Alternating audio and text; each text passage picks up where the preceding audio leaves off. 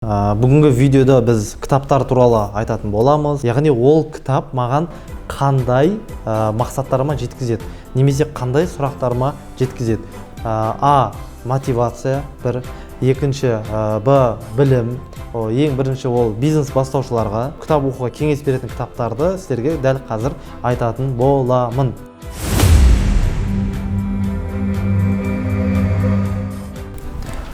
Достар, баршаңызға сәлем. Бүгінгі видеода біз кітаптар туралы айтатын боламыз. Өйткені кітап ол адамның ең жақын досы, және де ең жақсы инвестициялардың бірі ол білім және кітап. Жалпы достар, көптеген оқырмандарымыз сұрағаннан кейін, таке сіз қандай кітап оқисыз, немесе қандай кітап оқуға кеңес бересіз деген кейін осы видеоны түсіруді дұрыс деп шештік. Жалпы мен кітаптарды сіз кітап оқитын кезде ең бірінші көп адам сұрайды, қандай кітап таңдайын деп. Сол себепті мен сол сұраққа жауап берейін. Жалпы ең бірінші сіз қандай кітап таңдай алмай жатсаңыз, сіз өзіңіз сұрақ қойыңыз. Менің кітап оқиын деп жатқанымдағы мақсатым қандай? Яғни ол кітап маған қандай мақсаттарыма жеткізеді, немесе қандай сұрақтарыма жеткізеді. Ол кітаптан мен не ала алам? А. Мотивация бір. Екінші Б. Білім. Үш. Бизнес білімдер. 4. Психологиялық білімдер. Соған орай кітап таңдағаныңыз дұрыс болады. Бұл бірінші формула, достар. Жалпы енді көпшілік сұрағаннан кейін өзіңіздің оқыған кітаптарыңызбен бөлісіңіз дегеннен кейін мен жалпы кітаптың өзін оқитын формулаларын және де кітапты 6-ға бөлдім. Ең бірінші ол бизнес бастаушыларға, және де бизнесі барлар, яғни дайын кәсіпкерлер. Үшінші сатып үйренем, болмаса сатып үйренгісі келетін адамдарға, сатушыларға. Төртінші мотивациясы жетпей жүрген, мотивациям көтерем деген адамдарға. Бесінші маркетинг саласынан, яғни маркетингті үйренгісі келетін адамдарға бөлдім. Алтыншы, достар, инвестиция бойынша. Сол бойынша мен кітап оқуға кеңес беретін кітаптарды сіздерге дәл қазір айтатын боламын. Жалпы, достар, ең бірінші мен өздеріңіз білетіндей 17 жасымнан бастап кәсіп бастадым, және кәсіп бастап жүрген кезде, ең бастайын деп жатқан кезде мен оқыған кітаптардың бірі ол өздеріңізге әйгілі, өздеріңізге белгілі ол Роберт Кийосаки, яғни «Богатый папа, бедный папа» кітабы. Дәл қазір бұл жерде ол кітап жоқ, бірақтан да қазір біздің оператор мына жерге шығарып қояды. Роберт Кийосаки «Богатый папа, бедный папа». Бұл кітапты мен барша кәсіп бастаушыларға және де кәсібі барларға да оқуға кеңес берем. Жалпы бұл кітап енді Роберт Кийосаки ол өте мықты кітаптың авторы, өзі ақш құрама штаттарында ол кітап өте қатты танымал және дүниежүзіне танымал. Ол кітапта кәсіп бастайын деп жатқан кезде кішкентай бастап мышление қалай дұрыстау керек, сол туралы айтатын болады сіздерге. Екінші кітап кәсіп бастаушыларға бұл маған көмектескен жақсы кітаптардың бірі Олег Тиньков, яғни өздеріңіз білетіндей Ресейдегі Тиньков банктың иесі. Яғни Олег Тиньков бұл жерде өзінің кітап «Я такой, как все» деген, яғни өте жақсы кітап, маған өте қатты ұнаған кітаптардың бірі. Өйткені бұл кісіні мен жалпы кітапты оқыған кезде бұл кісінің биографиясын толықтай түсіндім. Даже қалай үйленгені, қалай қызбен танысқан, және қалай кәсіпті бастаған, және де Абрамовичке қалай бизнесін сатқан туралы осы кітапта толықтай жазған. Бұл кітапты мен 4 рет оқыдым, және де әрбір кәсіп бастаушыға осы кітапты оқуға кеңес беремін. Және де осындай сәттілікке жеткен, яғни успешный адамдар еді, кітаптарын оқуға мен өте жақсы кеңес беремін. Үшінші, достар, кәсіп бастаушыларға қазақстандық кітап, яғни қазір таңда ол көп дүкендерде сатпайды, бірақтан да біздің қазақстандық кәсіпкер мен өте қатты сыйлайтын ол Марат Абиев. Марат Абиевтің кітабы бар. Қазір таңда бұл жерде жоқ. Ол кітап мен шыны керек өзім оқыдым, маған қатты ұнады. Марат Абиевтің кітабын, сол кітапты оқуға кеңес беремін. Марат Абиевтің өзінің қалай кәсібі туралы бастаған туралы толықтай жазып кеткен Марат Абиевтің кітабы бар. Үшінші. Енді, достар, екінші этап ол бизнесі барларға. Бизнес барларға мен қандай кітап ұсынамын және қандай кітап оқуға кеңес беремін. Ол Наполеон Хилл «Думай и богатей». Бұл жерде сіз өзіңіздің мынау мидағы яғни мышление патолог жоқ екенін және де ақшаны қалай жарату керектігін осы кітапта сіз үйренесіз, яғни кәсіп барларға. Екінші және де кәсіп барларға бұдан басқа самый богатый человек в Вавилоне, мына жерге қазір оператор шығарып қояды.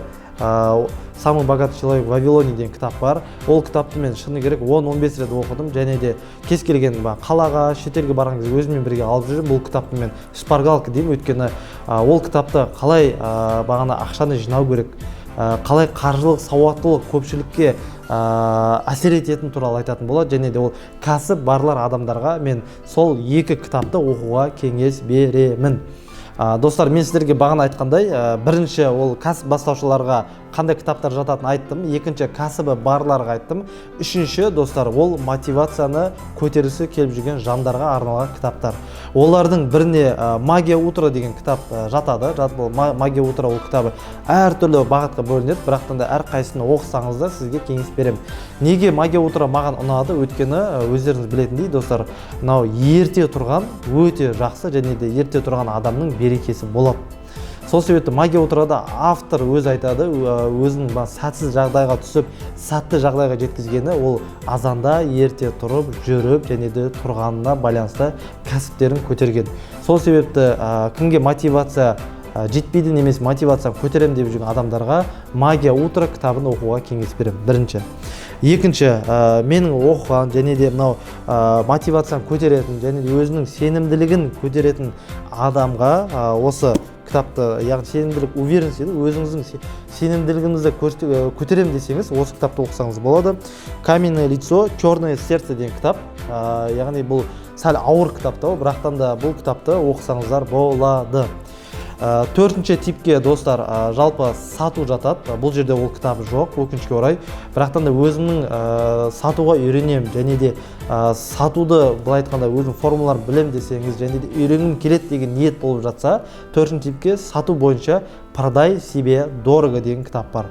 Ол кітап әрбір сатып үйренем деген адамға мен кеңес беремін. Мына жерге қазір біздің оператор оны шығарып қояды. Достар, мен сіздерге 4 кітапты айттым, кәсіп бастаушыларға, кәсібі барларға және де сатып үйренем дегендерге, және 4-ші мотивацияларға, 5-ші достар маркетинг. Яғни 5-ші бұл маркетингда ТМД-ға танымал өте мықты маркетологтардың бірі Игорь Манн деген кітаптың авторы бар. Бұл кітап маркетинг без бюджета, яғни реклама бойынша маркетингді кім үйренем дейді, осы кітапты оқуға сіздерге кеңес беремін. Өте мықты кітап, именно маркетингке байланысты. 6-шы достар, егерде сіз инвестиция туралы үйренем, инвестиция не туралы білім келеді десеңіз, Бенджамин Грэм деген бізде кітаптың авторы бар, ол разумный инвестор дейді. Осы кітапты оқуға кеңес беремін. Бірақтан да жеңіл кітап емес, ауырлау кітап. Бұл кітапты оқимын десеңіз, ешкім кедергі келмейтін бір жерге барып, бір апта, 2 апта оқысаңыз, сіздерге өте пайдалы болады. Жалпы осы достар, мен сіздерге бизнес бастаушыларға кітапты айттым, және бизнес барларға кітапты айттым. 3-ші мотивация жетпей жүрген адамдарға, 4-ші сату бойынша, 5-ші маркетинг бойынша, 6-ші достар сіздерге инвестиция бойынша кітаптың түрлерін айттым. Мен оқып жүрген және де сіздерге оқуға кеңес беретін кітаптың түрлерін.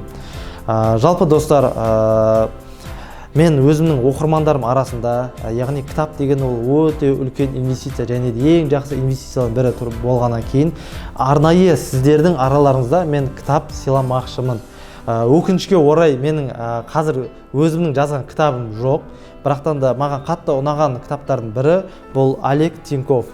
Яғни осы кітапты сіздердің араларыңызда мен сыйламақшымын. Бұл кітапты алу үшін астына комментария жазып, яғни осы видеоның астына комментария жазып, лайк қойып, біздің каналға тіркелсеңіз, осы кітапты сіз алсаңыз болады. Біз өзіміз осы видео YouTube'ға шыққаннан кейін рандомно таңдаймыз 3 күннің ішінде. Сөйтіп комментария жазғандардың арасында достар, осы біздің бір оқырманға осы кітапты сыйлайтын боламыз. Сол себепті достар, осындай сіздерге бүгінгі контент, яғни мен ойлаймын, келесі видеоларда кітапты қалай тез оқуға болады, жалпы кітап оқыған кезде неге қарау керек, сол туралы және де тағы да басқа кәсіптіге байланысты видеолармен сіздермен бөлісетін боламыз. Сіздерге ұнаса лайк қойып, міндетті түрде біздің каналға тіркеліңіз, достар. Сіздермен болған Тұран Абжанов.